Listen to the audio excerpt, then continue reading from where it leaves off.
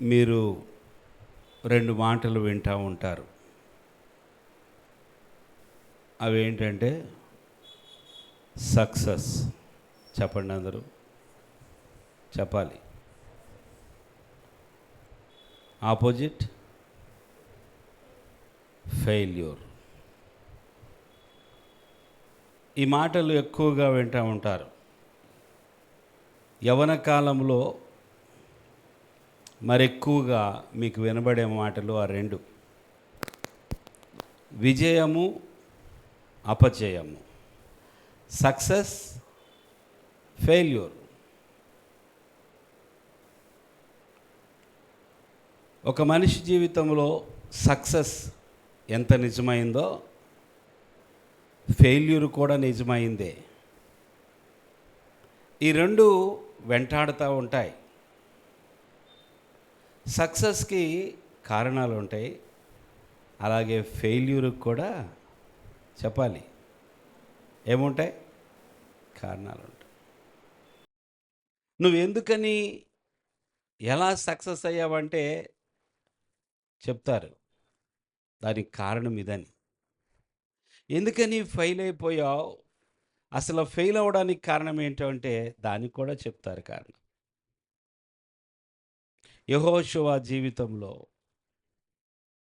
అతడు ఒక లీడర్ అవుతాడని ఎప్పుడు ఊహించలేదు. 10 లక్షల మందిని ఐగుప్తు దేశము నుండి దేవుడు వాగ్దానము చేసిన కనానుకి దగ్గర వరకు మోషే అనే గొప్ప నాయకుడు ఇశ్రాయేలీయులను నడిపించాడు. కానీ కనానులోకి మాత్రము అడుగు పెట్టలేదు. ఇంకా కనానులోనికి మాత్రం వెళ్ళలేదు. కనానుకి దగ్గరకి తీసుకొచ్చి ఈయన ప్రభు దగ్గరికి వెళ్ళిపోయాడు. ఎవరు? మోషే. మోషే తర్వాత ఈ ఇశ్రాయేలీలను దేవుడు ప్రామిస్ చేసినటువంటి ప్రామిస్డ్ ల్యాండ్ కనానులోనికి తీసుకొని వెళ్ళడానికి దేవుడు ఏర్పాటు చేసుకున్నటువంటి నాయకుడు, లీడర్ ఎవరంటే జాషువా. ఎవరు చెప్పండి? జాషువా.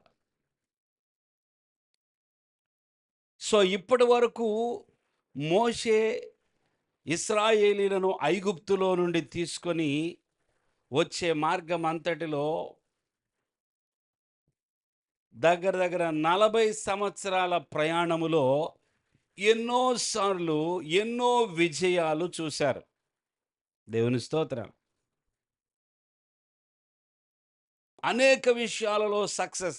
ఐగుప్తులో నుంచి బయలుదేరిన రాత్రి మొదలుకొని వారు ఇక కనాను దేశానికి దగ్గరకు వచ్చేంత వరకు there were many successful stories. Hallelujah, hallelujah. ఇక ఇప్పుడు యెహోషువ న్యూ లీడర్. ఈ న్యూ లీడర్ ద్వారా ఇప్పుడు ఇశ్రాయేలీయులు ఇంకొంచెం ముందుకు వెళ్ళాలి. చెప్పాలంటే యోర్దాను నది అనేది ఒకటి ఉన్నది. ఆ యోర్దాను నది గనక వీరు దాటారంటే దేవుడు ప్రామిస్ చేసినటువంటి ప్రామిస్డ్ ల్యాండ్లోకి వచ్చేసినట్టే. అంటే చూడండి, ఇక గోల్కి ఎంత దగ్గర ఉన్నారు? చాలా దగ్గర. వారి యొక్క ఫైనల్ గోల్ ఏంటి? దేవుడు వారికి ఇచ్చినటువంటి వాగ్దాన భూమిలో అడుగు పెట్టాలి. అది వారి యొక్క గమ్యం.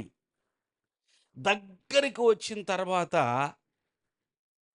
కదా, ఏదైనా దూరం అయిపోతే ఎలా ఉంటుంది? ఎన్నో సక్సెస్ఫుల్ స్టోరీస్ ఉన్నప్పటికీ గోల్ రీచ్ అవనప్పుడు ఎంత బాధ ఉంటుంది? ఉండదా? ఉంటుందా? ఉండదా? మీకు ఉండదేమో. ఆ? ఎన్నో విజయాలు చూసినప్పటికీ ఎఫ్ FA1 కావచ్చు, FA2, FA3 కావచ్చు, మధ్యలో వచ్చే ఎగ్జామ్ ఏంటి? ఎస్ ఎస్ SA1 నెక్స్ట్ అది కావచ్చు. కానీ ఫైనల్ ఎగ్జామ్ అనేది ఒకటి ఉన్నది కదా, వాటన్నిటిలో ఫస్ట్ ర్యాంకే. అన్ని టెస్ట్‌లో అన్నిటిలో నీకు టాపే. కానీ చివరికొచ్చేటప్పటికి ద ఫైనల్ ఎగ్జామ్ అనమాట ఇక. అది దాని యొక్క రిజల్ట్‌ని బట్టి నీ యొక్క ప్రోగ్రెస్, నీ యొక్క ప్రమోషన్ ఉన్నది. అవునా? కానీ ఆ చివరికొచ్చి ఫెయిల్ అయిపోతే ఎలా ఉంటది? ఇప్పటి వరకైన సక్సెస్ అంతటిని బట్టి సంతోషిస్తారా? లేకపోతే ఆ అన్ని సక్సెస్‌లు కూడా ఉన్నప్పటికీ ఎందుకు వేస్ట్, నేను గోల్ రీచ్ అవ్వలేకపోయాను. సో, సక్సెస్, ఫెయిల్యూర్ అనేది ప్రతి మనిషి జీవితంలో అనేక విషయాలలో success and failure they both follow. అయితే సక్సెస్ అనేది ఎప్పుడూ ఉండాలని అందరూ కోరుకుంటారు. ఫెయిల్యూర్‌ని ఎవరు ఆశపడతారా? కానీ ఫెయిల్యూర్ అనేది ఎందుకొస్తది?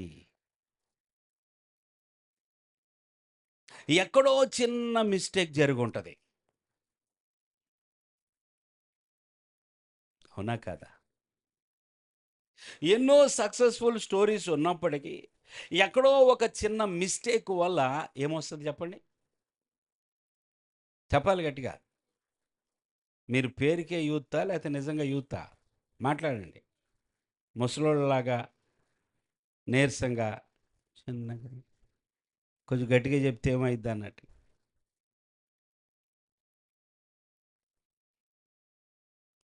ఫెయిల్యూర్ అనేది ఎవరు కోరుకోరు. అపజయము ఎవరికి ఇష్టముండదు.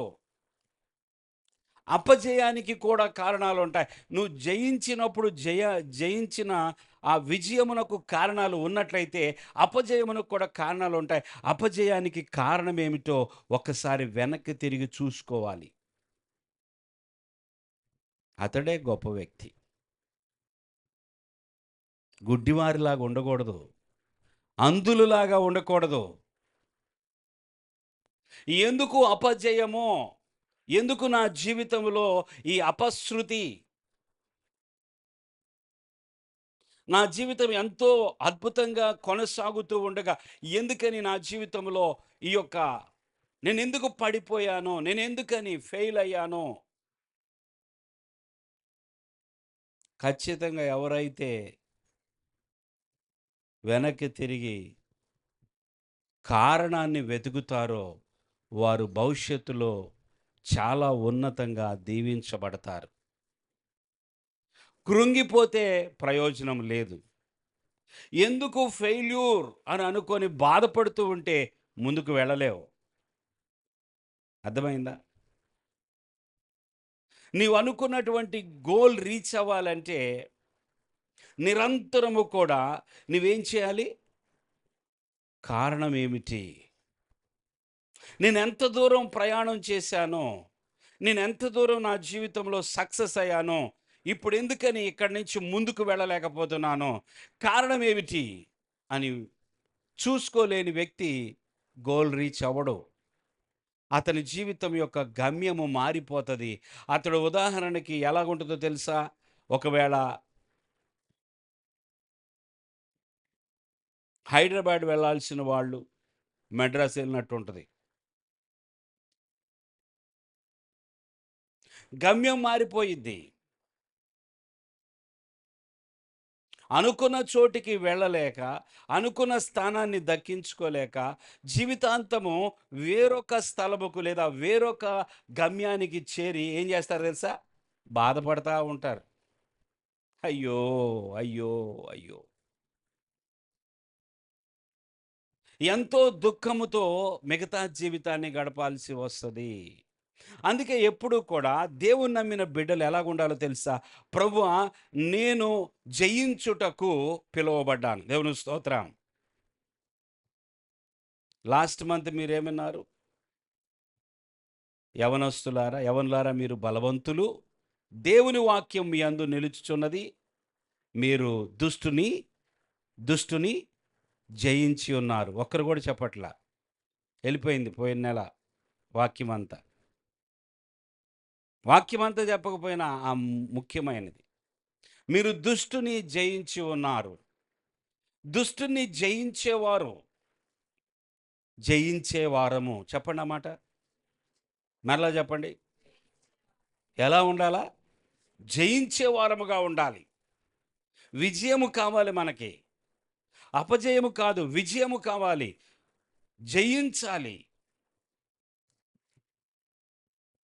దేవుడు ఈ భూమి మీద నీకిచ్చిన ఈ జీవితములో నీవు అనేక విషయాలను జయించుటకు పిలువబడ్డావు. జయించాలి.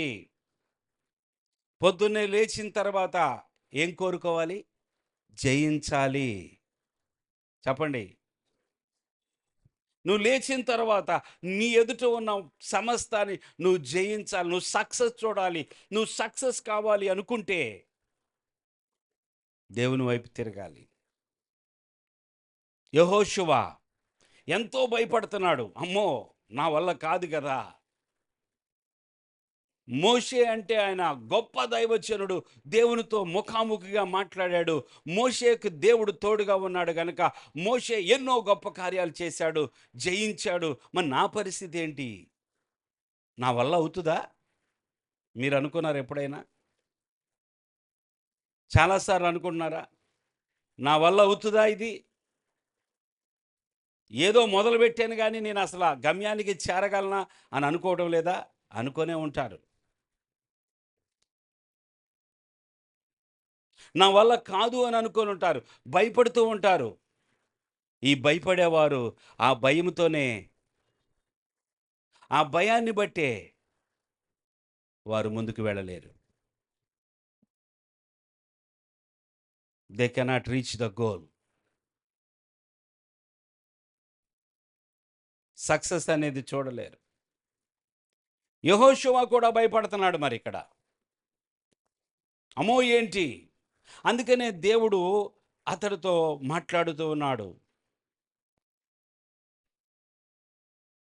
ఏమని మాట్లాడుతున్నాడు? యెహోషువ గ్రంథంలో 176 పేజీ 176. దేవుడు యెహోషువతో ఏం మాట్లాడుతున్నాడంటే 5వ వచనంలో, నీవు బ్రతుకు దినములన్నిటిను ఏ మనుష్యుడును నీ ఎదుట నిలవలేక యుండునో. ఊహించలేని మాట ఇది. జాగ్రత్తగా వినండి. నీవు బ్రతుకు దినములన్నిటిని ఏ మనుష్యుడు నీ ఎదుట నిలవలేక ఉండును. నేను మోషేకు తోడై ఉండినట్లు నీకును తోడై ఉందును. ఇది దేవుడు మాట్లాడుతున్న మాట. నువ్వేమనుకుంటున్నావు? మోషే కంటే దేవుడు తోడై ఉన్నాడు. నా పరిస్థితి ఏంటి అనుకుంటున్నావా? యెహోషువ, నేను మోషేకి తోడై ఉండినట్లు ఏం చేస్తాను? చెప్పాలి. ఏం చేస్తాను? నీకు తోడై ఉంటాను. ఎంత అద్భుతమైన నిన్ను విడువను, నిన్ను ఎడబాయను, నిబ్బరము కలిగి ధైర్యముగా నుండుము. దేవునికి స్తోత్రం. ఎలా ఉండాలంట? చెప్పండి. నిబ్బరము కలిగి ధైర్యముగా నుండుము. నిబ్బరము కలిగి ధైర్యముగా నుండుము. ఎందుకంటే నేను నిన్ను విడువను, ఎడబాయను. ఇంకా కిందకు వచ్చినప్పుడు 9వ వచనంలో, నేను నీకు ఆజ్ఞ ఇచ్చి ఉన్నాను కదా, నిబ్బరము కలిగి ధైర్యముగా నుండము. ఎందుకని 2 సార్లు మాట్లాడుతున్నాడు దేవుడిలాగా? ధైర్యము లేదు కాబట్టి. నిబ్బరము కలిగి ధైర్యముగా నుండము, దిగులు పడకము, జడియకము, నీవు నడుచు మార్గం అంతటిలో నీ దేవుడైన యెహోవా నీకు తోడయుండును. దేవునికి స్తోత్రం. యెహోషువ, నీ పనేంటో తెలుసా? నిబ్బరం కలిగి ధైర్యంగా ఉండు. నువ్వు నిబ్బరము కలిగి ధైర్యంగా ఉండు. నేను నీకు తోడుగా ఉంటాను గనక నీ జీవితంలో నువ్వు సక్సెస్ చూస్తావు. నువ్వు దేనికి భయపడక్కర్లేదు. నువ్వు నా మాట వింటే చాలు. నా ఆజ్ఞ ప్రకారము నువ్వు నడుచుకుంటే చాలు. నా ఆజ్ఞ నుండి కుడికి గాని, ఎడమకు గాని తొలగిపోకూడదు. నువ్వు నా ధర్మశాస్త్రమును నిత్యము ఏం చేయాలి? ధ్యానించాలి. యవనస్తులారా, మీరు దేవునికి దగ్గరగా ఉంటే, దేవుని మాట వింటే, దేవుని ధర్మశాస్త్రాన్ని ధ్యానిస్తే, మీ జీవితంలో, మీ ప్రయాణములో అనేకమైన సక్సెస్ఫుల్ స్టోరీస్ కలపబడతాయి. ఆమేన్ చెప్పండి. విశ్వాసం ఉంటే మాట్లాడాలి. ఆమేన్. మీ జీవితంలో సక్సెస్ రావాలి అంటే ఏం చేయాలా? దేవునికి దగ్గరగా ఉండండి. దేవుని తోడు కోరుకోండి. దేవుని ధర్మశాస్త్రమును ధ్యానించండి. ఆ ధర్మశాస్త్రం నుంచి కుడికి గాని, ఎడమకి గాని నేను తప్పిపోకూడదు. నా దేవుడు చెప్పిన ప్రకారం నేను నడవాలి. నా జీవితాన్ని నా దేవుని చిత్తానుసారంగా నేను జీవించాలి. దేవునికి స్తోత్రం.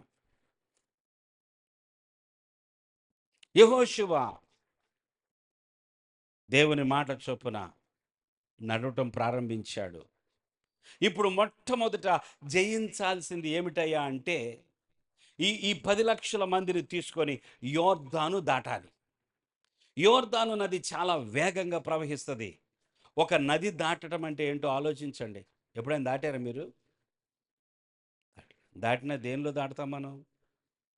బోట్‌లో దాటుతాం మనం. ఈళ్ళకి బోట్లు లేవు మరి. వేగంగా ప్రవహిస్తున్నటువంటి ఆ నదిలో గుండా నడుచుకుంటా దాటాలిప్పుడు. ఇది చాలా పెద్ద సాహసం. చిన్నవాళ్ళున్నారు, పెద్దవాళ్ళున్నారు, ముసలి వాళ్ళున్నారు. అందరూ ఒకే వయసు వాళ్ళు గాదు. మీలాంటి యవ్వనస్తులు అసలు గాదు. కొందరున్నారు అంతే. ఎంతోమంది కొట్టుకుపోతున్నారు గదా! యవ్వనస్తులు గూడా అక్కడ, ఇక్కడ ఫోటో షూట్ అని, ఆ షూట్, ఈ షూట్ అని షూట్ అయిపోతున్నారు. ఆ! ఎక్కడ పడితే అక్కడికెళ్ళేది, నిలబడేది, రాళ్ళెక్కేది, కింద పడిపోయేది, కాలవల్లో పడిపోయేది. లైఫే లేదు. ఇప్పుడు ఇంతమందిని యోర్దాను నది దాటించాలి. యెహోషువతో దేవుడు మాట్లాడాడు. నేను ఒక అద్భుత కార్యం చేయబోతున్నాను గనుక యెహోషువ నువ్వు ప్రజలకు చెప్పు, వారు తమను తాము పరిశుద్ధపరచుకోమని చెప్పు. దేవుని స్తోత్రం. వారు తమను తాము సిద్ధపడమని చెప్పు. నాకు లోబడి వారి దగ్గర ఉన్న అపవిత్రత అంతా కూడా వారు తీసివేసినట్లయితే వారికి నేను జయాన్ని ఇస్తా. హల్లెలూయా. యెహోషువ చెప్పాడు.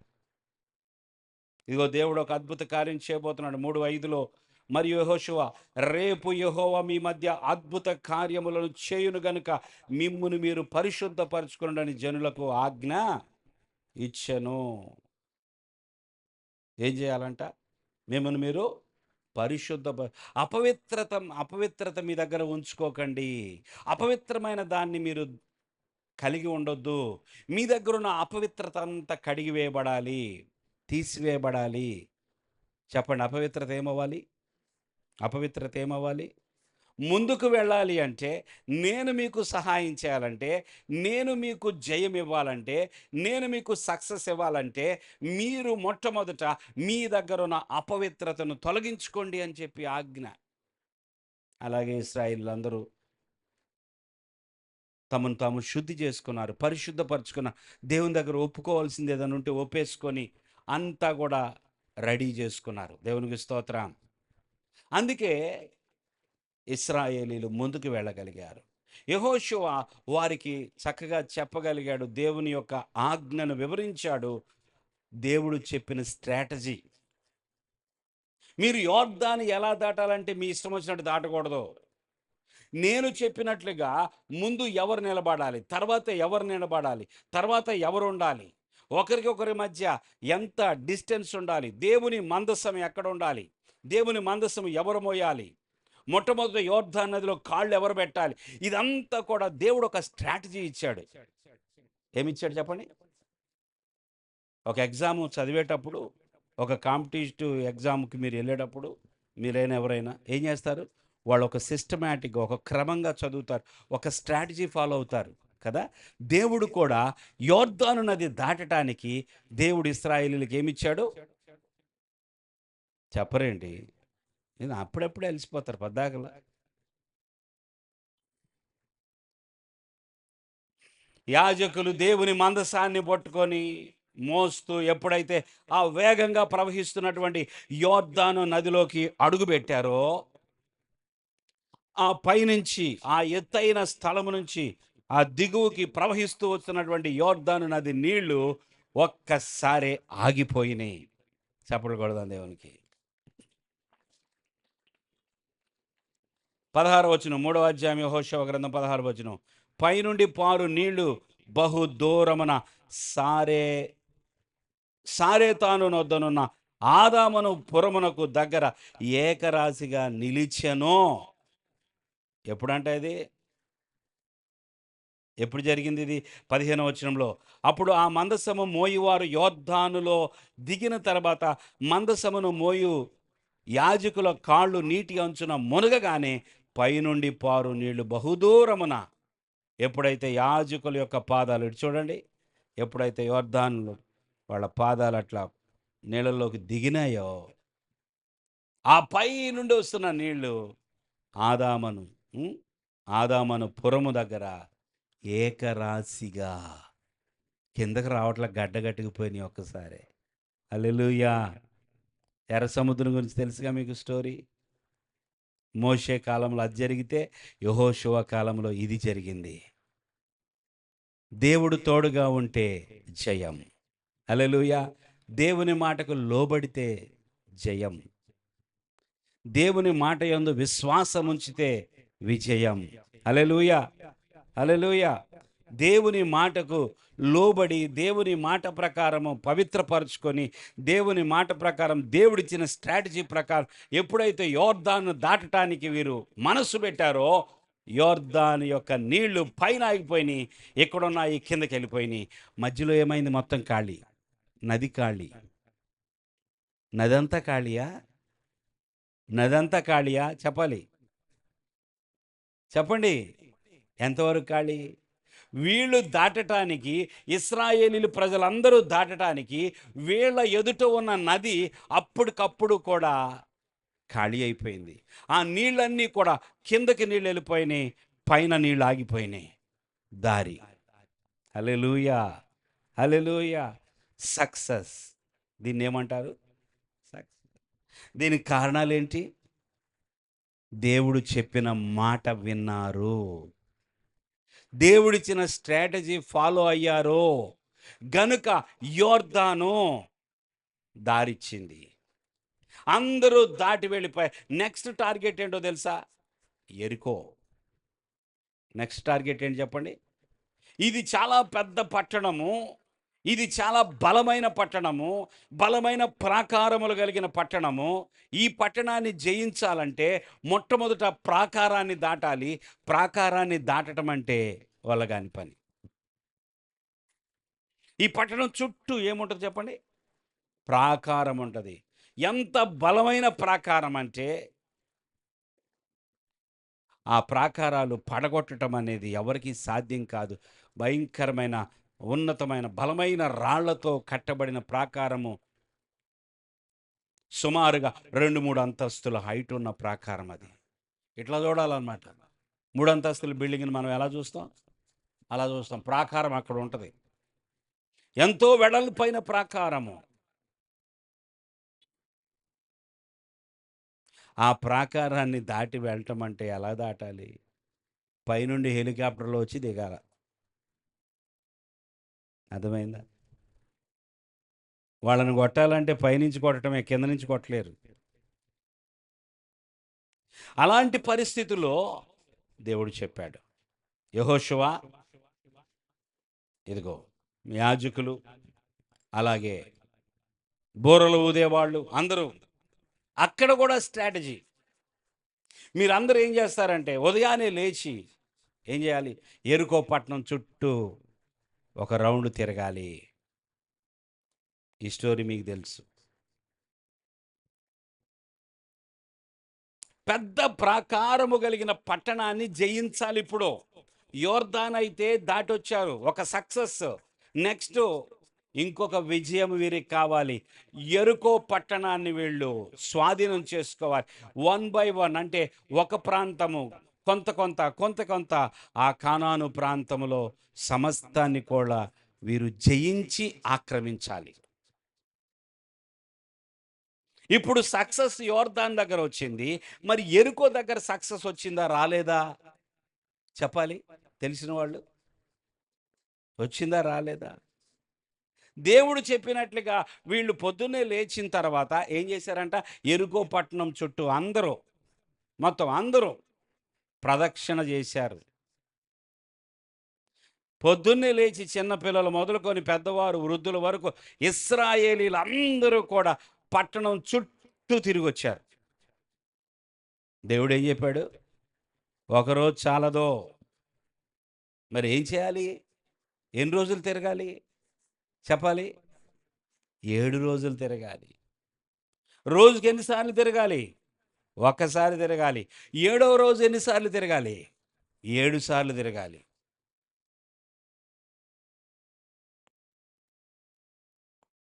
ఇది స్ట్రాటజీ. తిరిగిన తర్వాత ఏం చేయాలి ప్రభువా? నేను చెప్పినప్పుడు మీరు బూరలు ఊదాలి, కేకలు వేయాలి. అంతే. ఇది ఏమైనా అర్థవంతంగా ఉన్నదా అసల? దేవుడు చెప్పింది చేయటానికి విశ్వాసము విశ్వాసం అనేది వీరికి కలిగిందా అంటే కలిగింది. దేవుని స్తోత్రం. దేవుని స్తోత్రం. వీరికి విశ్వాసం కలిగింది. ఏంటో ఈ పట్టణాన్ని జయించడానికి మేము ఈ పట్టణం చుట్టూ తిరిగితే ఎలా జయిస్తాం? వినటానికి ఏం అర్థం కావట్లా. ఎలా విజయం వస్తుంది? కానీ వీరు లోబడ్డారు. హల్లెలూయా. లోబడ్డారు. దేవుని యొక్క మాటకు, దేవుని యొక్క ఆజ్ఞకు, దేవుడు చెప్పిన ఆ విధానమును నేను కలిగి ఉంటా. నాకు అర్థమైనా అర్థం కాకపోయినా. దేవుడు చెప్పాడు గనక దేవుడు చెప్పిన క్రమము నేను ఫాలో అవుతా. నాకు అర్థమైనా అర్థం కాకపోయినా. దేవుడు ఏది చెప్తే నేను అలా చేస్తా. ఇటువంటి విధేయత, ఇటువంటి విశ్వాసము దేవుడు కోరుకుంటున్నాడు. హల్లెలూయా. యోర్దాను దగ్గర సక్సెస్ రావడానికి కారణం మీకు తెలిసింది కదా. ఇప్పుడు యెరికో దగ్గర సక్సెస్ కూడా కారణము మీకు తెలుసు. దేవుడు చెప్పినట్లుగా 7 దినాలు తిరిగారు. 7వ దినమున 7 మార్లు తిరిగి బూరలు ఊదారు, కేకలు వేశారు. అంతటితోనే పెద్ద బలమైన ప్రాకారపు గోడలు ఏమైపోయినాయి అంట? కూలిపోయినాయి. దేవుని స్తోత్రం. ఇది ఎలా సాధ్యం? ఇది దేవుని శక్తి. హల్లెలూయా. వీరు అసలు ఆ గోడను టచ్ చేసింది లేదు. ఆ ప్రాకారం మీదకి వెళ్ళి దాన్ని ఏదో ఒక ఆయుధాన్ని ఉపయోగించి ఆ గోడలను కొట్టింది ఏమి లేదు. అసలు కొట్టినా కూడా అవి పడే గోడలు కాదయి. మరి ఎలా జరిగింది?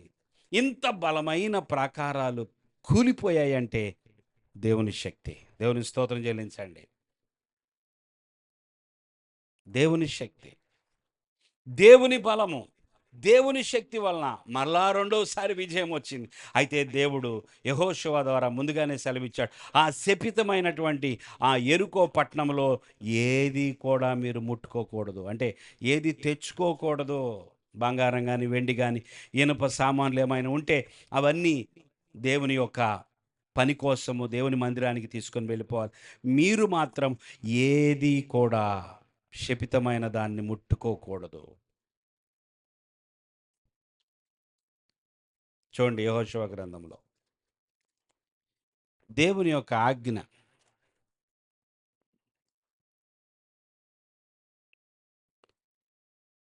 6వ అధ్యాయంలో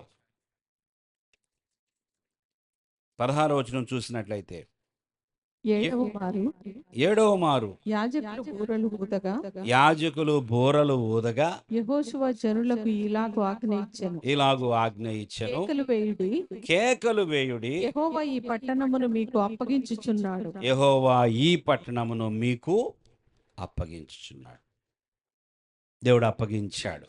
ఎవరు అప్పగించారు చెప్పాలి? వీళ్ళ శక్తినా? వీళ్ళ జ్ఞానమా? ఎలా వచ్చింది వీళ్ళకి ఎరుకో ఎలా వచ్చింది చెప్పండి? దేవుడు అప్పగించాడు. ఎవరు అప్పగించారు? విజయం ఇచ్చింది ఎవరు? దేవుడు. యోర్దాను యొక్క విజయానికి కారణం ఎవరు? దేవుడు. యెరికో యొక్క విజయానికి కారణం ఎవరు? దేవుడు.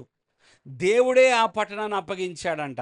ఆ ప్రాకారములు కూలిపోయాయి, పట్టణాన్ని దేవుడు అప్పగించాడు. అయిపోయిందా? సో దేవుడు ఇశ్రాయేలీలకు తోడుగా, దేవుడు యెహోషువకు తోడుగా ఉండుటను బట్టి సక్సెస్. ఎన్ని సక్సెస్లు ఇప్పటికి చెప్పండి? ఎన్ని సక్సెస్లు వచ్చినాయి? 2 సక్సెస్‌లు కదా!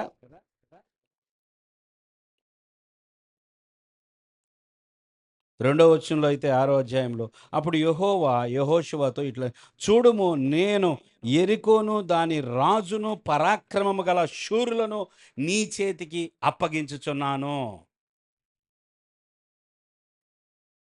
దేవుడు చెప్పినట్లుగా పూర్తిగా జరిగింది. దేవుడు అప్పగించుచున్నాను అన్నాడు, అప్పగించాడు. ఈ 2 సక్సెస్‌ల తర్వాత వీరు నెక్స్ట్ టార్గెట్ హాయి. ఇంగ్లీష్‌లో ఏఐ, ఆర్టిఫిషియల్ ఇంటెలిజెన్స్ కాదు. ఆయ్. చెప్పండి అందరూ. హాయ్ కాదు. హాయ్ అని చెప్పండి. ఏంటది? ఆయ్. ఏఐ ఆయ్. ఇది ఒక పురం. యెరికో కంటే చిన్నదే. యెరికో మీదకైతే యెరికో చుట్టూ అయితే ఇశ్రాయేలు అందరూ తిరిగారు. ఇప్పుడు హాయిపురం చిన్నదిది. ఈ చిన్నదాని మీదకి అందరూ ఎళ్ళక్కర్లేదు. కొద్దిమంది ఎళ్తే చాలు దాన్ని జయించవచ్చు అని జెప్పి డిసైడ్ జేసుకున్నారు. చిన్నదే గదా అని చెప్పి 3000 మంది అక్కడికి వెళ్ళారంట. 4 వచనం. 7, 4. కాబట్టి జనులలో ఇంచుమించు 3000 మంది అక్కడికి వెళ్ళిరి గాని వారు హాయి వారి ఎదుట నిలువలేక పారిపోయిరి. అప్పుడు హాయి వారు వారిలో 36 మనుషులను హతము చేసిరి. సక్సెస్. ఆ! సక్సెస్ తర్వాత ఫెయిల్. అయ్యో! 2 సక్సెస్‌ల తర్వాత ఒక ఫెయిల్యూర్. 2 సక్సెస్‌లకి కారణాలేంటి? మూడవ దాని యొక్క ఫెయిల్యూర్‌కి కారణమేమిటి? తెలుసా మీకెవరికైనా? చెప్పమ్మా.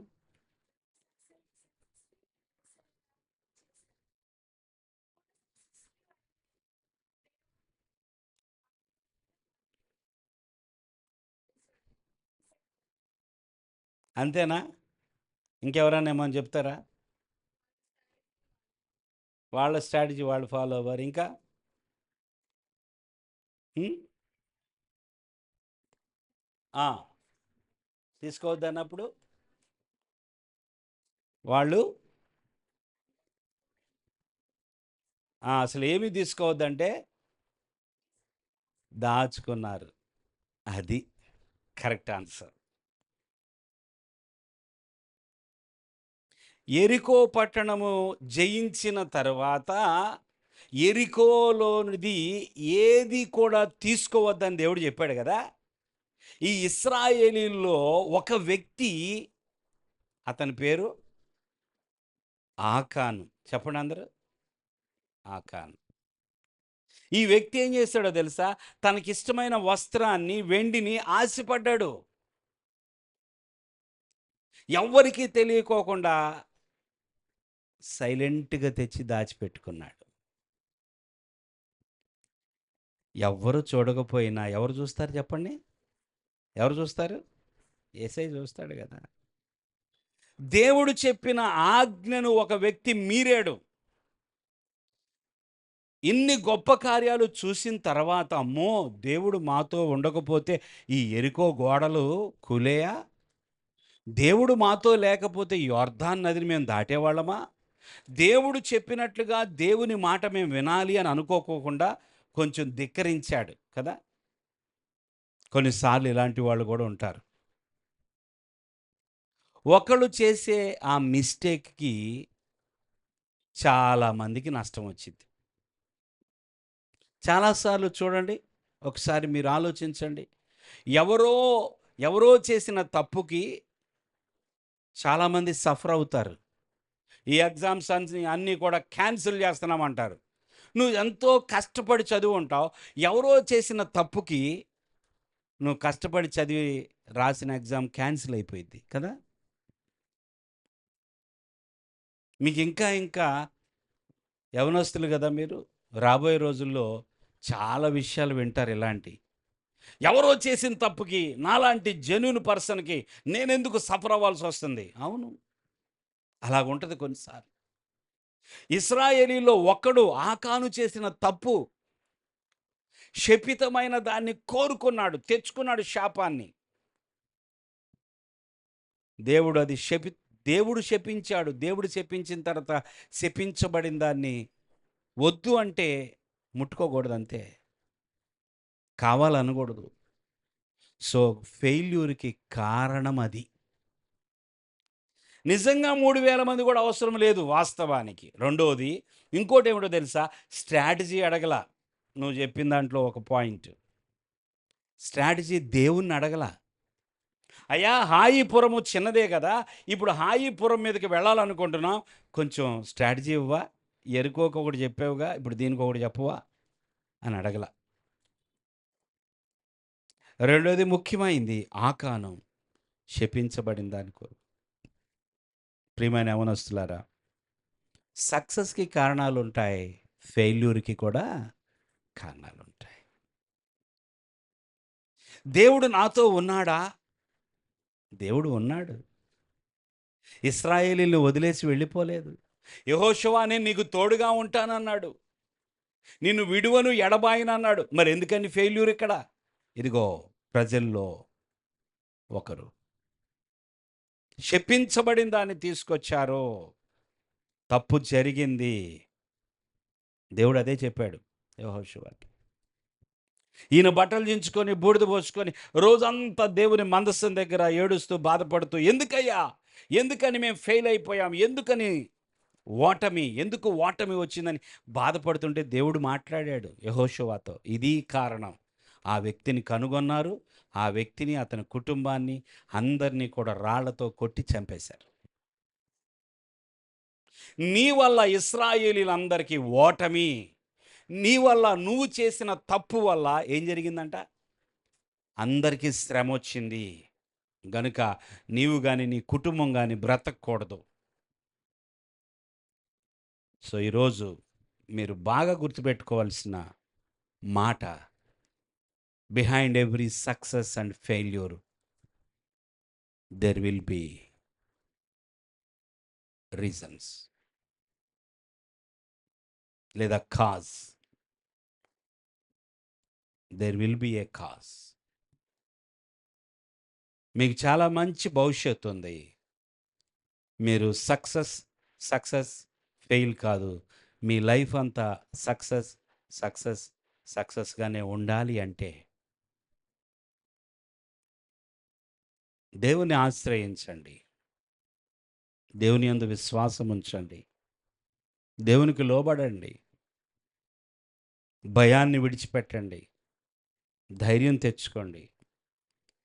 దేవుని అడగండి. దేవుని అడక్కోకుండా దేవుని మీద ఆధారపడకుండా పరిగెత్తొద్దు. చాలామంది చేసే తప్పులవే. ఆ తప్పుల వల్లే ఎన్నోసార్లు దుఃఖం, బాధ. ప్రభువా నువ్వు ప్రామిస్ చేసావు కదయ్యా. అవును, నా ప్రామిస్ నెరవేర్చడానికి నేను రెడీగానే ఉన్నాను. బట్ నువ్వే నన్ను ఫెయిల్ చేసావు. నా మాట నుంచి నువ్వు ప్రక్కకి వెళ్ళిపోయావు. నా మీద ఆధారపడలేదు నువ్వు. ప్రభువా నాకు తోడుగా ఉంటానని చెప్పావు కదయ్యా. అవును, నేను తోడుగానే ఉన్నాను, నిన్నేం విడిచిపెట్టలేదే. మరి విడిచిపెట్టకపోతే ఎందుకయ్యా అపజయం? నువ్వే దూరం వెళ్ళావు. నేను దగ్గరగానే ఉన్నా నీకు. నువ్వే నా మాట వినలేదు. నీ ఇష్టం అనుకున్నావా? నీవు నీ ఇష్టమైనటువంటి విధానం నువ్వు అవలంబించినప్పుడు నాకు సంబంధం లేదు. నువ్వు నా మాట విన్నంత కాలం నా మాట చొప్పున నీకు అన్నీ చేస్తా. హల్లెలూయా. సక్సెస్ కావాలంటే లైఫ్లో దేవునికి దగ్గరగా రండి. దేవుని వేడుకోండి, ఆధారపడండి. జాషువా జీవితంలో, ఈ జాషువా బుక్లో ఇంకా ఎన్నో గొప్ప విషయాలు ఉన్నాయి. మీరు చదవండి. దేవుడు ఆయన బిడ్డలకు సహాయం చేసేవాడు, విడువడు, ఎడబాయడు. హల్లెలూయా. ఆయన విడిచేవాడు కాదు, ఎడబాసేవాడు కాదు. దేవుడు నీకు తోడుగా ఉన్నాడు. ఆయన నీకు ప్రామిసెస్ ఇస్తున్నాడు. నువ్వు సక్సెస్ చూడాలి. హల్లెలూయా. నువ్వు అనుకున్న గోల్కి రీచ్ అవ్వాలి. అక్కడ ఫెయిల్యూర్ జరిగింది కదా, దాన్ని సరి చేసుకున్నారు. తర్వాత మరలా విజయాలు చూశారు. ఎప్పుడైనా ఒక ఫెయిల్యూర్ తర్వాత ఏం జరగాలో తెలుసా? కరెక్షన్ జరగాలి. చెప్పండి అందరూ అన్నమాట. చెప్పాలి. కరెక్ట్ చేసుకోవాలా? మిమ్మల్ని ఎవరైనా కరెక్ట్ చేస్తుంటే ఇష్టపడతారా?